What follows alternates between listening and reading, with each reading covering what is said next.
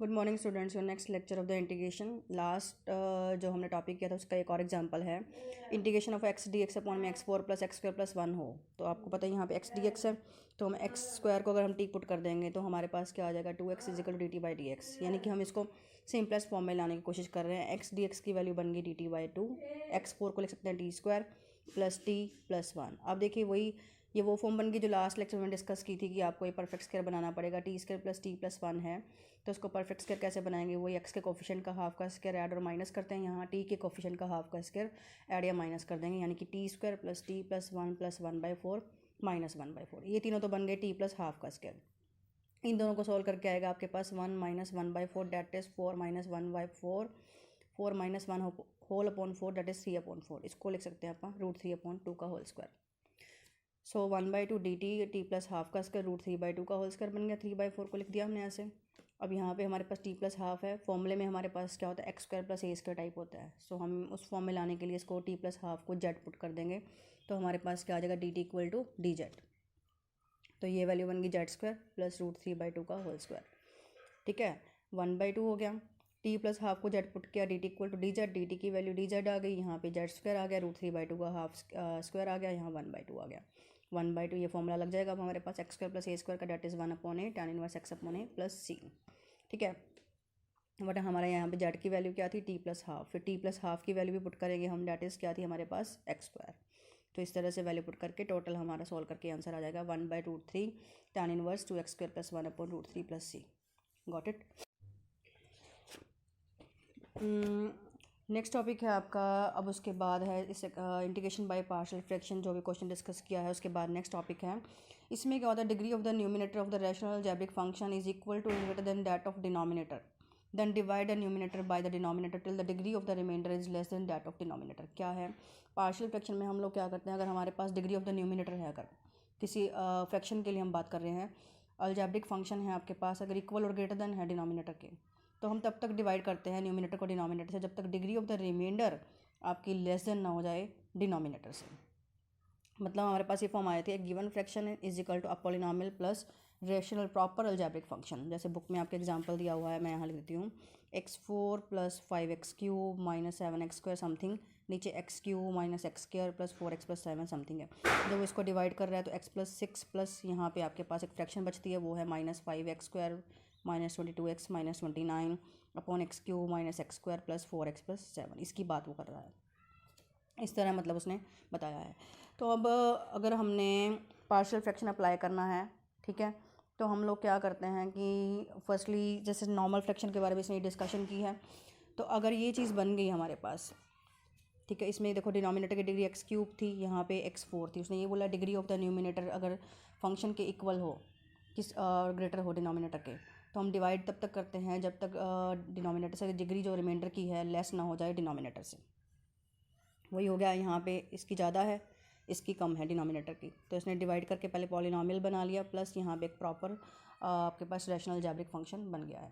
तो इसको सॉल्व कैसे करते हैं हम लोग, सॉल्व करने के लिए हम लोग क्या करते हैं, पार्शियल फ्रैक्शन में जो डिनोमिनेटर होता है उसको हम फैक्टराइज करते हैं, मतलब उसको नॉन रिपीटेड लीनियर फैक्टर्स की फॉर्म में लिखते हैं। तो उसको अलग अलग फॉर्म में लिखने के बाद फ्रैक्शन को एक अलग वे है लिखने का, जैसे मैं आपको बताती हूँ। जैसे मैंने कुछ फॉर्म लिखी हुई हैं, like P X plus Q upon x minus alpha x minus beta, alpha is not equal to beta है, तो ये लीनियर फैक्टर बने हुए हैं। उसको हम लिख सकते हैं A upon x minus alpha plus B upon x minus beta के फॉर्म में। अगर एक्स माइनस अल्फा का स्क्वायर है तो नीचे A upon x minus alpha plus B upon x minus alpha का होल स्क्वायर। ठीक है, अगर क्यूब होता तो नीचे आता C upon x minus alpha का होल क्यूब, इस तरह से। अगर ऐसे हो P x square plus Q x plus R upon x minus alpha x minus beta x minus gamma, इसको इसको लिख सकते हैं A upon x minus alpha plus B upon x minus beta plus C upon x minus gamma. अगर ऐसे हो P x square plus Q x plus R upon x minus alpha का whole square into x minus beta, तो वही इसको हम लिखेंगे A upon x minus alpha plus B upon x minus alpha का एक्स माइनस अल्फा का whole square plus C upon x minus beta. अगर ऐसा हो P x square plus Q x plus R upon x minus alpha X square plus beta x plus gamma, तो A upon x minus alpha, अगर यहाँ पे x square अंदर है आपके पास, इसको हम लिखते हैं B x plus C upon x square plus beta x plus gamma के फॉर्म में। अब एग्जांपल देखिए, जैसे integration of one upon x plus one into x plus two D x है, तो ये x minus alpha x minus beta की form में है ही, तो इसको हम लिख सकते हैं A upon x minus alpha plus B upon x minus beta. LCM ले लिया हमने, इसको इसके इक्वल लिखा है। इसको सॉल्व करने का तरीका क्या होता है, एलसीएम लेने के बाद हम लोग क्या करते हैं, एक्स की वैल्यूज़ पुट कर देते हैं या कंपेयरिंग करते हैं। कंपेयरिंग का मतलब इसको इससे मल्टीप्लाई करके और इसको इसके मल्टीप्लाई करके जो यहाँ लेफ्ट साइड है उसको हम कंपेयर कर लेते हैं।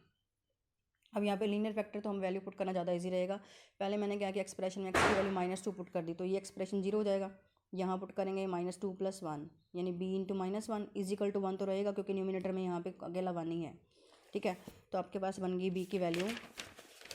नॉर्मली हमें कॉन्स्टेंट्स की वैल्यू निकालनी होती है, तो b की वैल्यू आपके पास -1 आ गई। इसी तरह एक्सप्रेशन था आपके पास a × x + 2 + b × x + 1। अब x की जगह -1 पुट करेंगे तो a की वैल्यू आपके पास 1 आ जाएगी। मतलब इस इंडिकेशन को हमने लिखा था a/x + 1 + b/x + 2 के इक्वल। a की वैल्यू आ गई हमारे पास क्या 1, तो 1/x + 1। b की वैल्यू हमारे पास क्या आ गई -1, तो -1/x + 2। कहाँ तो ये मल्टीप्लाई में थे, कहाँ ये अलग अलग हमारे पास क्या प्लस माइनस की फॉर्म में बन गए। सो बाय पार्शियल फ्रैक्शन से हमने कर लिया इसको, integration of 1/x + 1 dx minus integration of 1/x + 2 dx। इसका हो गया log of x + 1, इसका हो गया log of x + 2। log a - log b हो गया log a/b + c। इसी तरह नेक्स्ट है x² + 1/x - 1 का whole square into x + 3 dx है, तो ये भी वही है x - अल्फ़ा का स्क्वायर। अभी मैंने आपको डिस्कस किया है, अगर x - अल्फ़ा का स्क्वायर हो तो हम लोग क्या करते हैं, a/x - 1 + b/x - 1 का स्क्वायर यानी अल्फ़ा का स्क्वायर प्लस c/x + 3। वही एलसीएम लेंगे हम, एलसीएम आएगा हमारे पास x - 1 का होल स्क्वायर इंटू x + 3। इसके पास x - 1 है तो ये रह जाएगा, इसका स्क्वायर है तो 3 शिफ्ट कर जाएगा। अगर इसके पास ये है सॉरी 3 वाला है तो ये चला जाएगा। अब इसमें भी हम x की जब लीनियर फैक्टर्स हों तो कंपेयरिंग हम कम करते हैं। अब हम यहाँ पे x की वैल्यू 1 पुट कर सकते हैं, -3 पुट कर सकते हैं, कुछ और वैल्यू पुट कर सकते हैं जिससे हमें ईजी लगे।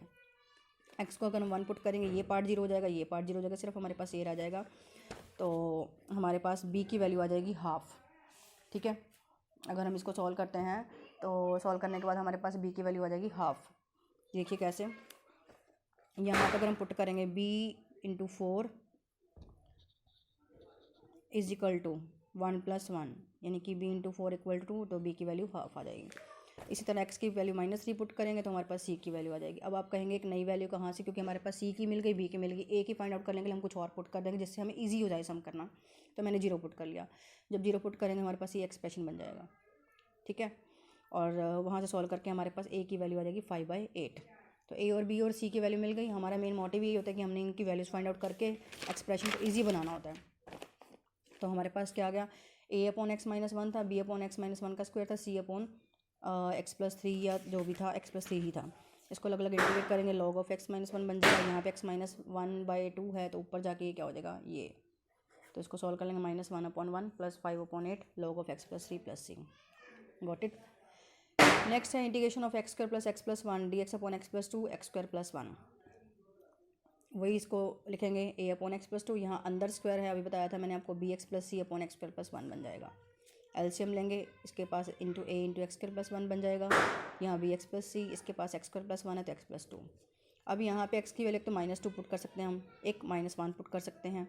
ठीक है, तो -2 पुट करेंगे तो ये 0 हो जाएगा, तो हमारे पास आ जाएगा a × 5 = यहाँ पुट करेंगे -2 का स्क्वायर प्लस -2 प्लस इंटू -2 + 1 यानी टोटल सॉल्व करके a की वैल्यू 3/5 आ जाएगी। ठीक है, इसने और a की वैल्यू क्या पुट की है हमारे पास, अगर हम -1 भी पुट करेंगे, अभी मैंने आपको बोला तो यहाँ पे हाँ -1 पुट करने से कोई फ़र्क नहीं पड़ेगा, क्योंकि यहाँ पे -1 का स्क्वायर हो जाएगा, डेट इज़ 2 हो जाएगा। मतलब मैंने आपको पहले बताया क्वेश्चन ईजी होना चाहिए, उस फॉर्म में आप लोग सॉल्व करेंगे। ठीक है, तो उसके अकॉर्डिंग आपने रिजॉल्व करना है कि किस तरह से वो क्वेश्चन ईजी हो जाता है। तो इसमें x की वैल्यू 0 पुट कर दी जैसे, तो x की वैल्यू 0 पुट करने से हमारे पास क्या हुआ 0 + 1 a रह गया, यहाँ 0 पुट कर देंगे ख़त्म हो जाएगा, यहाँ 0 + 2 b c रह जाएगा, a + c × 2 यानी a + 2c, इधर 0 पुट करेंगे 1 रह जाएगा आपके पास। तो इक्वेशन बन गई a + 2c = 1, a की वैल्यू हम निकाल चुके हैं, वहाँ पुट करके c की वैल्यू मिल जाएगी।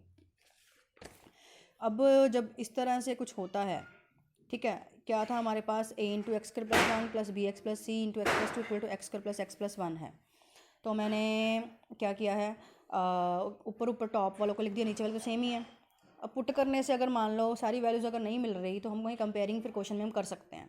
अब जैसे कि मैंने आप मल्टीप्लाई कर दिया ax² + a bx² plus 2bx plus cx plus 2c equal to x² plus x+1। हमें मिल गई थी वैल्यू a और c की। b की निकालने के लिए मैंने यहाँ पे क्या किया, कंपेयरिंग किए हैं कोफिशिएंट्स ऑफ x²। तो a plus B equal to 1, यहाँ पे a की वैल्यू पुट कर दो, b की वैल्यू मिल जाएगी।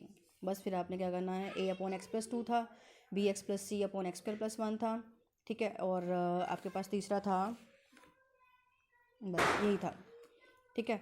इसको अलग अलग कर लीजिए, 3/5 root integration of a 1/x+2 dx। इसको अलग करेंगे 2/5 x/x²+1 1/5 इंटीग्रेशन ऑफ 1/x²+1। ये लॉग में आ जाएगा। यहाँ पे नीचे फंक्शन है, ऊपर डेरिवेटिव बना लीजिए 2 से मल्टीप्लाई करके, तो log ऑफ x²+1 आ जाएगा। यहाँ पे भी x²+1 फॉर्मूला लग जाएगा tan इनवर्स वाला। ये चीज़ कैसे की है देखिए, 2/5 था, अंदर 2 से मल्टीप्लाई अगर हम डिवाइड कर देते हैं तो ये 2 इधर आ जाएगा, कट गया। फंक्शन का डेरिवेटिव अगर ऊपर पड़ा हो हमारे पास तो log ऑफ में आ जाता है वो इंटीग्रेशन। Got it. नेक्स्ट है मेरे पास integration of x² dx upon x4 plus x² - 2। इस तरह के क्वेश्चन में क्या करते हैं, ऊपर x² dx है, नीचे भी आपके पास x4 प्लस x² - 2 की फॉर्म में है, तो x² को y पुट कर लीजिए।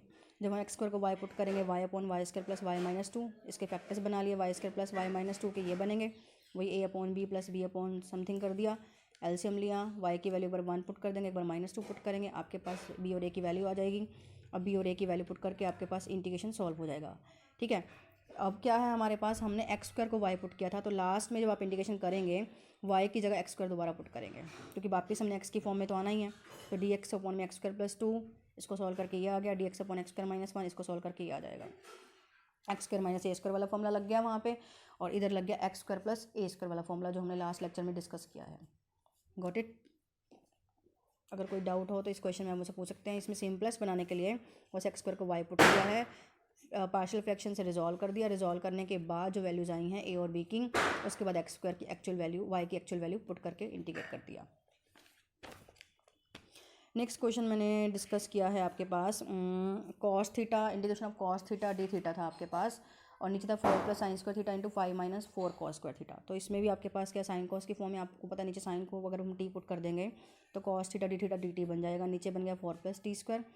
यहाँ देखिए 5 - 4 इंटू 1 - sin² थीटा हो गया, तो यहाँ पुट करेंगे तो ये एक्सप्रेशन आ जाएगा 5 - 4 इंटू 1 - t², 5 - 4 + 4 t², यानी कि जब हम वैल्यू पुट करेंगे हमारे पास आएगा 1 + 4 t², ठीक है। अब हमने क्या करना है, एक्सप्रेशन में हमारे पास कौन था, 1/4 + t² इंटू 1 + 4 t² है। t² को इस क्वेश्चन के अंदर उन्होंने x लेट कर लिया, वही सिंपलेस्ट फॉर्म में बनाने के लिए। t² को अगर हम x पुट करेंगे तो वही बन गया 1/4 + t², 1 + 4 t² equal to 1/4 + x into 1 + 4x है। वही अब ये बन गया सिंपलेस्ट फॉर्म। इसको लिख सकते हैं a/4 + x, और इसको लिख सकते हैं आप a/, बस मतलब पूरा सॉल्व करके आपके पास आ जाएगा। जब हम इसको सॉल्व करेंगे, यहाँ पे आपके पास लीनियर फैक्टर्स तो बन ही गए हैं, 4 + x एंड 1 + 4x। मैंने यहाँ पे पूरा सॉल्व नहीं किया हुआ है, तो आप लोग क्या करेंगे, a/4 + x plus b/1 + 4x कर देंगे, ठीक है। तो यहाँ पे 4x आएगा। उसके बाद आपने क्या करना है, एलसीएम लेना है, वही कंपेयरिंग करनी है। एक बार x की वैल्यू -4 पुट कर देनी है। उसके बाद आपने क्या करना है,